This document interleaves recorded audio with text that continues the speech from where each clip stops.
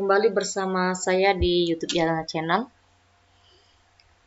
Saat ini kita akan membahas mengenai materi diklat calon kepala sekolah, yang tentunya ini sudah saya jalani, yang merupakan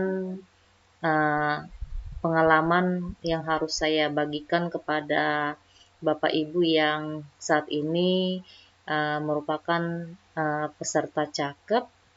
Semoga ini sangat membantu ya, supaya kita tahu tentang tugas-tugas yang diberikan di OJT 1 ini. Jadi di tugas 03 ini mengenai mengidentifikasi masalah pembelajaran. Tentu pembahasan ini Bapak Ibu berkaitan dengan 4 standar ya, 4 standar aja.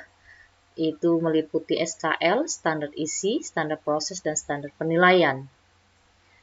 Kajian-kajian ini Bapak Ibu meliputi terdapatnya kekuatan sekolah maupun kelemahan sekolah yang menjadi masalah khusus yang berkaitan dengan pembelajaran. Tentu kita mencarikan alternatif solusi berupa gagasan atau inovasi dalam menyelesaikan masalah tersebut. Untuk melakukan identifikasi masalah pembelajaran ini, kita Bapak Ibu menentukan berdasarkan data hasil rapot mutu sekolah yang valid, atau berdasarkan hasil EDS, atau berdasarkan hasil pemetaan SNP sekolah. Nah, jadi sebagai langkah awal, para peserta cakep dapat menjawab pertanyaan berupa yang pertama itu, apa sajakah kekuatan dari sekolah khususnya pada SKL, SI, standar proses, dan standar penilaian, dan tentu apa sajakah kelemahannya yang menjadi masalah terkait dengan pembelajaran yang ditemukan di sekolah masing-masing peserta cakep. Dan kita menentukan masalah utama yang berkaitan dengan pembelajaran yang ditemukan di sekolah masing-masing peserta. Nah, jadi itu merupakan hasil data kelemahan di setiap sekolah, dan itu merupakan masalah-masalah pembelajaran tentunya. Nah, jadi ini petunjuk pengisian instrumen identifikasi masalah pembelajaran. Kelompok A diisi dengan nomor urut, ya. Kelompok B diisi dengan nama SNP. Nah, di sini sudah telah diisi ya. Selanjutnya kolom C diisi dengan indikator untuk 4 standar pendidikan ini, yaitu SKL, SI, SP, dan SPP. Nah, kita nanti mengisi indikator di kolom C ini berdasarkan rapot mutu atau hasil EDS atau hasil pemetaan standar nasional pendidikan sekolah. Nah, di kolom D kita mengisi kekuatan sekolah berdasarkan hasil kajian keempat SNP tersebut. Selanjutnya di kolom E kita mengisi kelemahan ya di sekolah yang terkait yang berhubungan dengan masalah-masalah pembelajaran berdasarkan hasil kajian 4 SNP. Dan yang terakhir di kolom F, kita memilih satu masalah utama yang dipilih sebagai prioritas dari beberapa masalah, karena dari masalah utama ini menjadi simpulan dari berbagai permasalahan yang muncul yang dapat mempengaruhi kualitas pembelajaran di sekolah terkait. Nah, kita masuk ya ke tabel 03 OJT 1 instrumen identifikasi masalah pembelajaran. Nah, di sini yang pertama nomor Standar Nasional Pendidikan yang SNP ada 4 tadi ya. Selanjutnya indikator. Selanjutnya kolom aset atau kekuatan sekolah yang dapat dikembangkan. Kolom berikutnya kelemahan sekolah. Ini berkaitan dengan masalah pembelajaran. Dan yang terakhir kita menentukan salah satu masalah utama pembelajaran. Tentunya ini kita mengisinya ini berdasarkan permasalahan di sekolah kita masing-masing ya Bapak Ibu. Nah, jadi setiap sekolah itu pasti memiliki kelemahan dan kekuatan yang berbeda. Kalaupun ada yang sama, itu tidak disalahkan ya Bapak Ibu. Nah, karena memang kita menyesuaikan kondisi yang sebenarnya atas permasalahan pembelajaran di sekolah masing-masing. Jadi yang pertama, Standar Nasional Pendidikan itu SKL. Indikatornya yang pertama, lulusan memiliki kompetensi pada dimensi sikap. Kekuatan yang dapat dikembangkan, hampir semua sikap sosial siswa antar teman baik. Kelemahan sekolah, namun dalam motivasi belajar masih rendah. Ya, selanjutnya yang poin 1-2, lulusan memiliki kompetensi pada dimensi pengetahuan.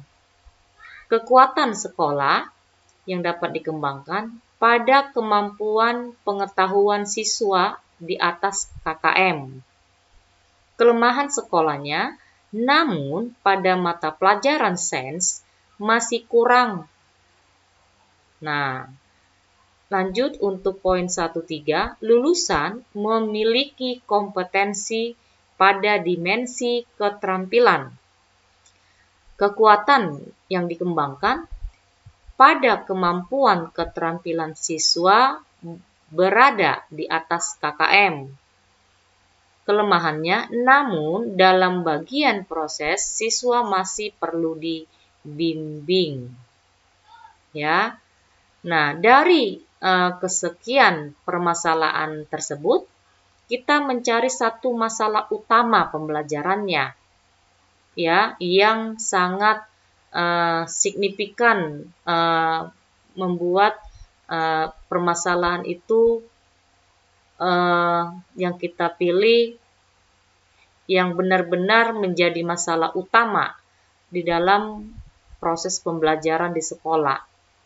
Jadi di sini masalah utama terdapat pada ranah karakter, afektif, yaitu motivasi belajar masih rendah dan belum muncul kesadaran diri. Nah, jadi itu untuk SNP SKL. Nah, kita masuk ke standar isi. Standar isi di 2.1, perangkat pembelajaran sesuai rumusan kompetensi lulusan. Kekuatannya, RPP yang dikembangkan guru mengacu kepada ranah SKL. Kelemahannya, sebagian guru pendidik belum mengetahui atau tidak mau belajar mengenai cara pembuatan RPP yang baik dan lengkap. Nah, untuk 2.2, kurikulum sekolah dikembangkan sesuai prosedur. Kekuatan sekolah mengembangkan kurikulum dan ditambah kurikulum lokal. Kelemahannya, belum maksimalnya pemahaman satuan pendidikan dalam menciptakan standar kurikulum lokal. Selanjutnya, 2.3, sekolah melaksanakan kurikulum sesuai ketentuan. Nah, kekuatan yang kita simpulkan, sekolah ketika membuat kurikulum, misalnya dokumen 1, selalu dalam pembimbingan dan pengarahan pengawas pembina. Kelemahannya, satuan pendidikan tidak melaksanakan kurikulum sesuai ketentuan aturan yang ada. Nah, dari semua kelemahan yang dimiliki ini, kita pilihlah satu yang menjadi permasalahan di dalam pembelajaran, yaitu sebagian guru belum melakukan updating pembuatan RPP yang lengkap, yang disertai dengan proses penilaian dan contoh soal-soal, serta rancangan penilaian dengan baik. Nah, kita masuk ke standar proses, ya. Sekolah merencanakan proses pembelajaran sesuai ketentuan. Yang menjadi sumber kekuatannya yang dikembangkan, sekolah merencanakan proses pembelajaran sesuai ketentuan. Ya. Selanjutnya, masih ada guru dalam hal pemblokan materi tidak sesuai dengan perangkat pembelajaran.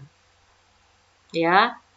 Nah, selanjutnya di sini proses pembelajaran dilaksanakan dengan tepat.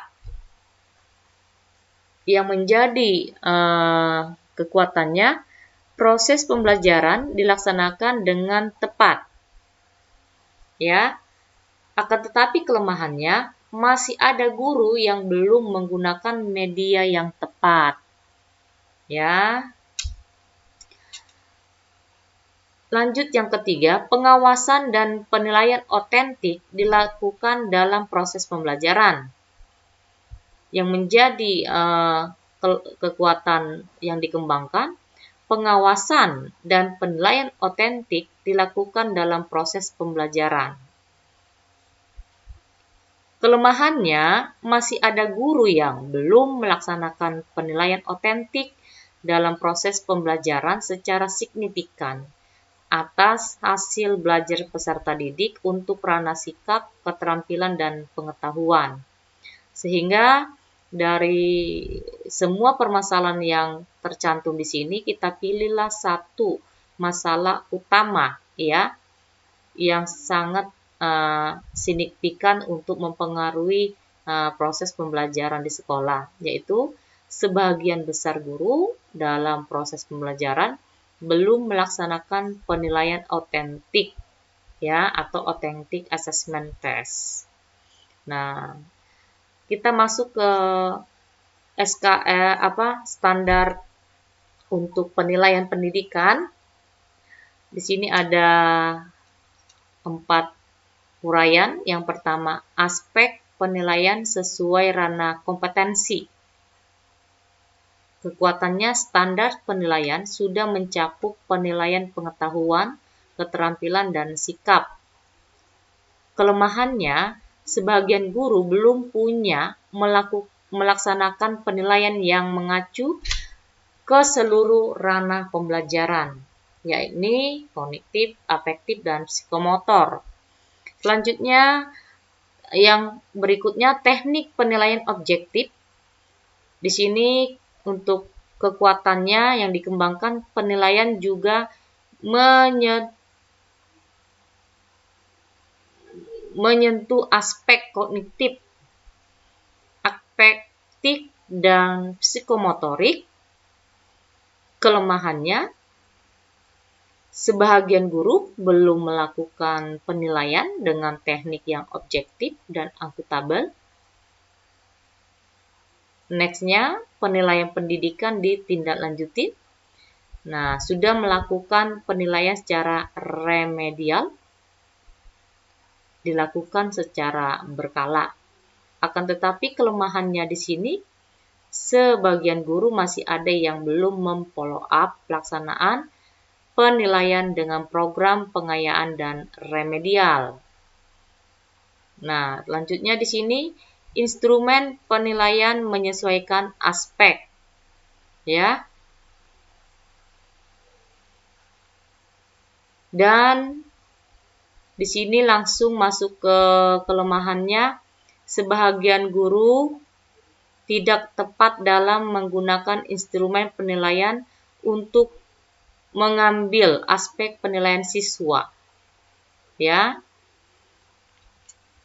Jadi setelah diuraikan semuanya ini, kita pilihlah permasalahannya ini satu. Masih banyak guru yang belum memahami teknik dan cara melakukan prosedur penilaian yang baik dan benar sehingga dapat merugikan kepentingan peserta didik. Nah, seperti itu ya Bapak Ibu untuk mengisinya. Tentu ada catatan di sini.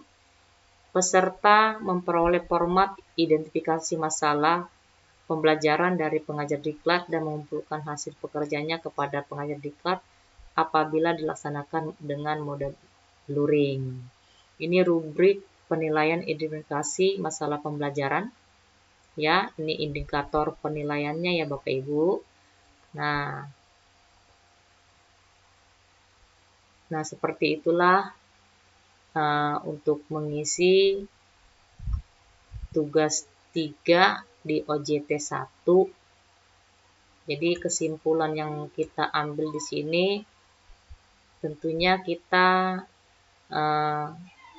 menentukan kekuatan dan kelemahan di sekolah kita masing-masing yang berkaitan dengan 4 standar nasional pendidikan yang tadi ya Bapak Ibu.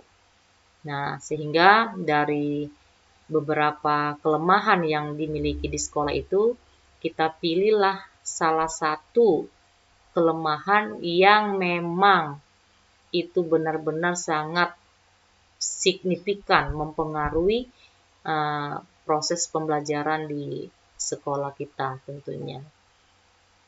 Nah, demikian Bapak Ibu pemaparannya. Semoga ini bermanfaat. Dan tentunya